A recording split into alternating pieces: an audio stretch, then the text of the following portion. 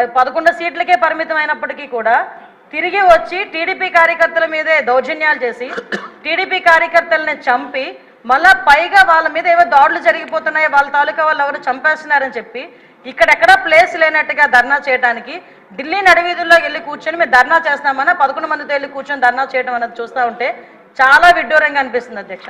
ఎందుకంటే ఈ మాట చెప్తున్నాను అధ్యక్ష, లాస్ట్ 5 సంవత్సరాలు అంటే మొన్న గవర్నమెంట్ వచ్చింది, అతను టీడీపీ ఎన్డీఏ కూటమి వచ్చిన తర్వాత నుంచి ఈ రోజు వరకు పొలిటికల్ హత్యల్లో ఒక 4 హత్యలు జరిగితే ఆ 4 హత్యల్లో ముగ్గురిని తెలుగుదేశం పార్టీ కార్యకర్తలనే చంపేసిన పరిస్థితి కూడా మనందరికీ కూడా తెలుసు అధ్యక్ష.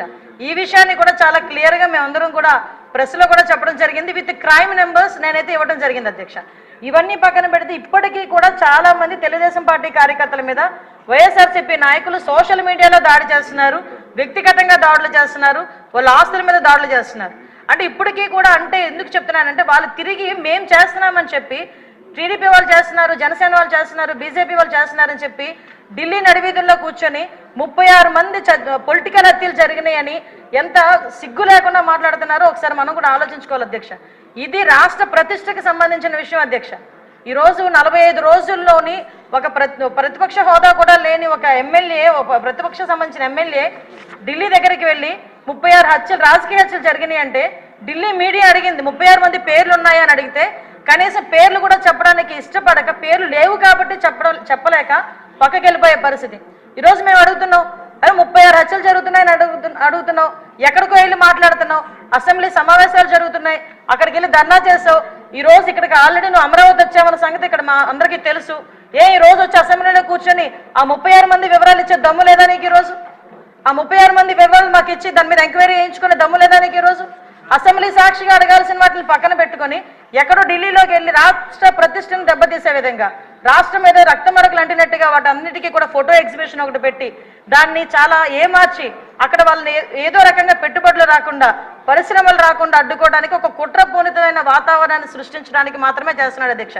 ఇతగారి తాలూకా నైజం కూడా చెప్పాలి అధ్యక్ష. అధికారంలోకి వచ్చిన తర్వాత 2024 అధికారంలోకి వచ్చింది అధ్యక్ష. ఎంత దారుణం అంటే అమరావతికి బస్సు యాత్రకి సాక్షాత్తు 14 సంవత్సరాలు ముఖ్యమంత్రి చేసిన చంద్రబాబు నాయుడు గారు బస్సు యాత్రకి వెళ్తే ఆ బస్సు మీద రాళ్ళు రువితే అధ్యక్ష, అప్పుడున్న సాక్షాత్తు డీజీపీ గౌతమ్ సవాంగ్ గారు భావ స్వేచ్ఛ ప్రకటనను మాట్లాడిన సందర్భాన్ని కూడా ఈరోజు గుర్తు చేయాలి అధ్యక్ష. ఎందుకంటే ఆ రోజు శాంతి భద్రతలు ఎలా ఉన్నాయి, ఈ రోజు శాంతి భద్రతలు ఎలా ఉన్నాయి కంపేర్ చేయడానికి మీరు నాకు 5 నిమిషాలు టైం ఇవ్వాలి, ఎందుకంటే ఇది రాష్ట్ర ప్రతిష్టకు సంబంధించిన విషయం.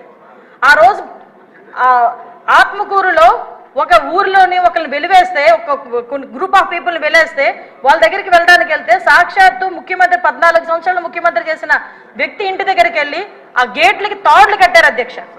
తాడులు కట్టడమే కాదు అధ్యక్ష, ఎల్జీ పాలిమర్స్ లో గ్యాస్ లీక్ అయితే వైజాగ్ వెళ్తే చంద్రబాబు నాయుడు గారిని వైజాగ్ ఎయిర్పోర్ట్ లోనే ఆపి ఎయిర్పోర్ట్ లో లిటరల్లీ చెప్పాలంటే దాడి చేశారు. ఆ విషయంలో మొన్న నన్ను విష్ణుకుమార్ రాజు గారు కూడా క్వశ్చన్ చేశారు అధ్యక్ష, హోంమంత్రి ఏం చేస్తున్నారు అని. గుడ్లు విసరడానికి, అతని మీద టమోటాలు విసరడానికి, ఆఖరికి అక్కడి నుంచి కనీసం బయటికి రానివ్వకుండా కూడా చేసిన పరిస్థితి కూడా కనిపించింది అధ్యక్ష. వీళ్ళు ఈ రోజు శాంతి భద్రతల గురించి మాట్లాడుతున్నారు అధ్యక్ష. ఇదే పవన్ కళ్యాణ్ గారు ఆ రోజు మన అమరావతి రైతుల గురించి అక్కడికి పాదయాత్ర కింద వెళ్తే ముళ్ళ కంచెలు అడ్డుగా వేశారు అధ్యక్ష. ముళ్ళ కంచెలు దాటుకొని పక్కకు తీసుకొని వెళ్ళిన పరిస్థితి. వైజాగ్ వెళ్తే వైజాగ్ రానివ్వకుండా నగర బహిష్కరణ చేశారు. యువగలం పాదయాత్ర, నేను మచ్చుకు చెప్తున్నాను అధ్యక్ష, ఇవి చాలా మచ్చుకు చెప్తున్నా. యువగలం పాదయాత్రలో లోకేష్ బాబు గారు పాదయాత్ర చేస్తూ ఉంటే కనీసం స్టూల్ ఎక్కి నుంచోడానికి కూడా పర్మిషన్ ఇవ్వలే. అంటే వీళ్ళ తాలూకా దౌర్జన్యాలు ఏ రకంగా ఉన్నాయి? ఎవరిని వదిలేశారు అధ్యక్ష? మీడియాను వదిలేశారా, లేదా జడ్జెస్ని వదిలేశారా, పారిశ్రామికవేత్తను వదిలేశారా, తెలుగుదేశం పార్టీ కార్యకర్తలు వదిలేశారా, సామాన్య ప్రజలను వదిలేశారా? ఎవరిని వదిలేశారు అధ్యక్ష? అధ్యక్ష నాకు ఒక్క 2 నిమిషాలు విషయం. ఎందుకంటే అధ్యక్ష వీళ్ళు ఈ రోజు 1 మినిట్ 12 గంటలకి మన గౌరవ ముఖ్యమంత్రి గారు శాంతి భద్రతల మీద వైట్ పేపర్ రిలీజ్ చేస్తున్నారు. అంచేత వారు అన్ని వివరాలు చెప్తారు, మీరు క్లుప్తంగా చెప్పండి అంటే గుర్తు చేస్తున్నారు అధ్యక్ష. ఎందుకంటే ఈ విషయం ఏంటంటే వీళ్ళు మన నోటికి మరుపు ఎక్కువలా ఉంది అధ్యక్ష. మాట్లాడితే ఏ రోజు ఆ రోజే మాట్లాడుతుంటాడు జగన్మోహన్ రెడ్డి. అందుకే ఈ నెల రోజులు ఏం జరిగిందన్నది ఆలోచించుకుంటున్నాడు గారు, ఏం జరుగుతుందని ఊహించేసుకుంటున్నాడు తప్పించి 5 సంవత్సరాలు ఏం జరిగిందన్నది మర్చిపోయినట్టున్నాడు, చిప్లోంచి పోయింది.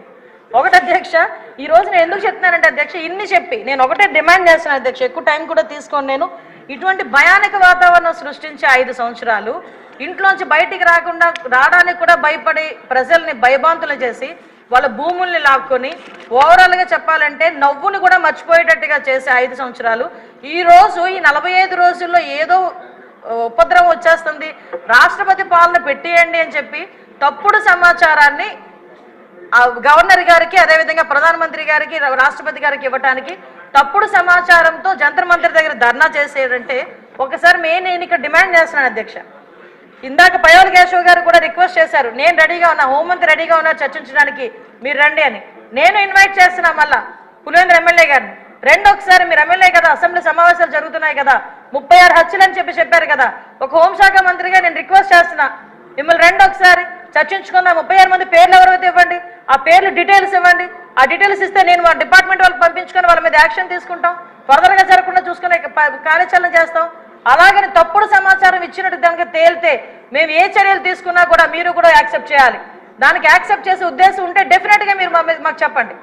అంటే ఈ రాష్ట్ర ప్రతిష్టను దెబ్బతినడానికి ఏదో రకంగా చంద్రబాబు నాయుడు గారి మీద, ఎన్డీఏ కూటమి మీద, పవన్ కళ్యాణ్ గారి మీద, లోకేష్ గారి మీద బురద చల్లడానికి మాట్లాడితే లోకేష్ బాబు గారి చేతిలో రెడ్ బుక్ ఉంది అంటారు.